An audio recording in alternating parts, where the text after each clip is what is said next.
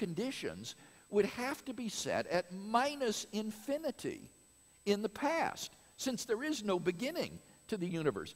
But how could that be done? How can you set initial conditions if there was no beginning? It seems to be logically incoherent. Now, Dawkins' second suggested mechanism for generating a world ensemble is Lee Smolin's evolutionary cosmology. According to Smolin's hypothesis, black holes in our universe are actually portals to baby universes which are birthed by our universe. Universes which produce lots of black holes would therefore have an evolutionary advantage by producing more offspring. The more black holes a universe has, the more baby universes it produces, and so these kinds of universes would become more and more numerous as time goes on. Now, since black holes are the result of star formation, they are the final state of stars, and since stars promote planets where life could evolve, the unintended effect of evolutionary cosmology is to make life-permitting universes more probable. So, Smolin says the fact that the universe is life-permitting is just the unintended consequence of his evolutionary cosmology. Now, Dawkins acknowledges that, quote unquote, not all physicists are enthusiastic about Smolin's scenario. Talk about an understatement. For Smolin's scenario, wholly apart from its ad hoc and even disconfirmed conjectures, encountered insuperable difficulties. First of all, a fatal flaw in Smolin's scenario was his assumption that universes which produce lots of black holes would also produce lots of stars. And in fact, the exact opposite turns out to be true. The most proficient producers of black holes would be universes which generate primordial black holes prior to star formation. And therefore, these kinds of universes would have an evolutionary advantage, so that life-permitting universes would actually be weeded out by evolutionary cosmology. Thus, it turns out that Smolin's scenario would actually make life-permitting universes even more improbable than otherwise.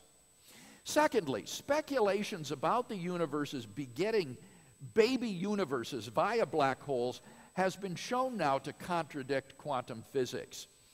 The conjecture that black holes may be portals to wormholes that allow vacuum energy to tunnel through the black hole to spawn a new expanding baby universe was the subject of a bet between Stephen Hawking and John Preskill, UC cosmologist, which Hawking finally admitted in 2004 that he had lost in an event much ballyhooed in the press.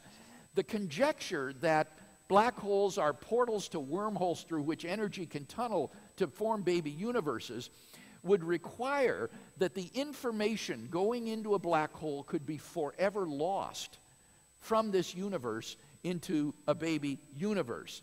And one of the last holdouts, Hawking finally came to admit in 2004 that information is preserved in black hole formation and evaporation. The implications, I quote from Hawking, "There is no baby universe branching off as I once thought. The information remains firmly in our universe." I'm sorry to disappoint science fiction fans, but if information is preserved, there is no possibility of using black holes to travel to other universes, end quote. So what that means is the Smolin scenario is literally physically impossible. It contradicts the laws of quantum physics.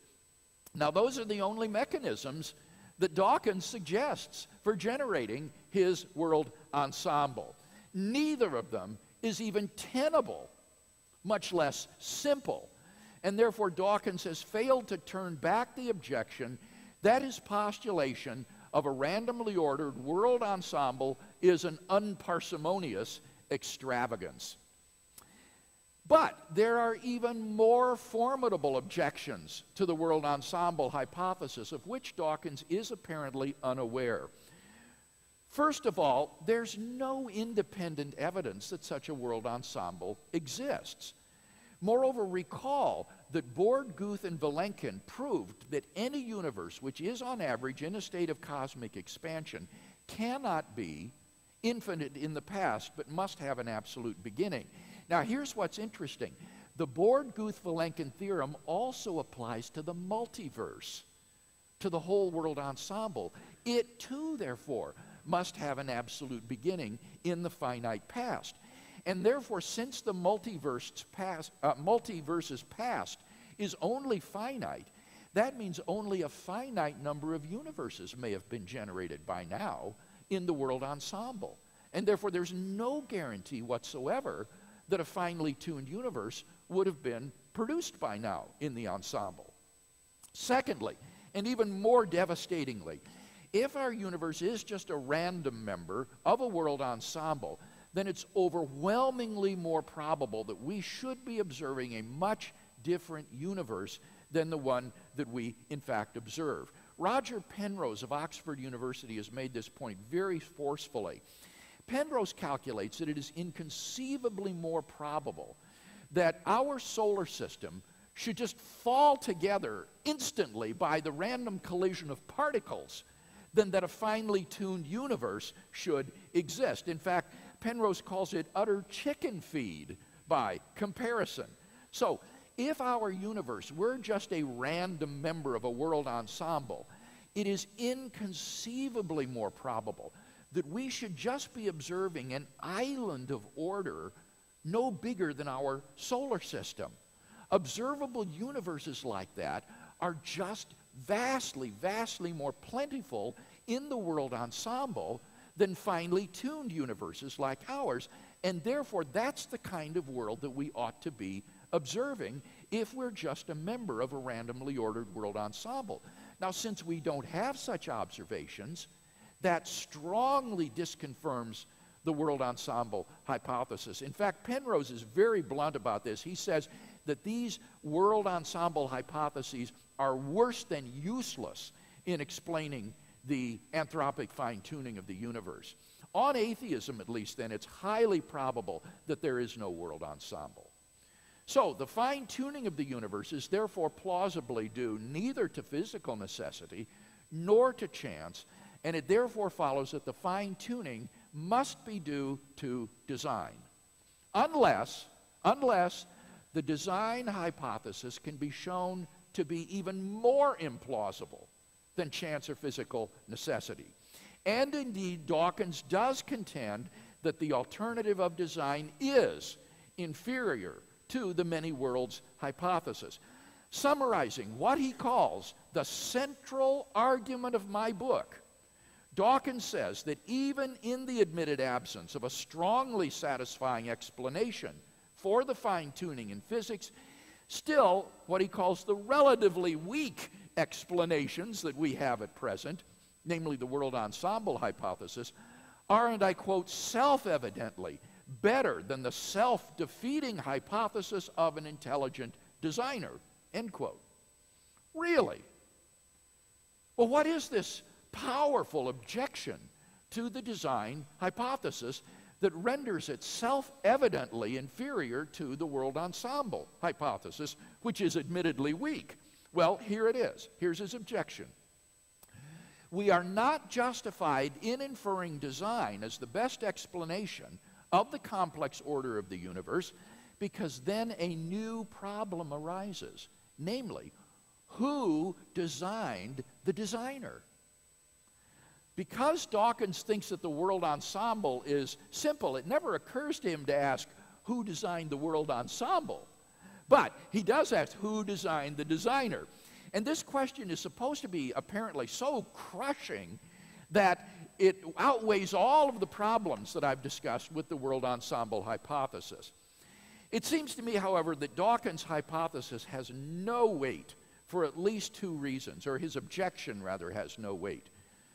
Number one, in order to recognize that an explanation is the best, you don't have to have an explanation of the explanation.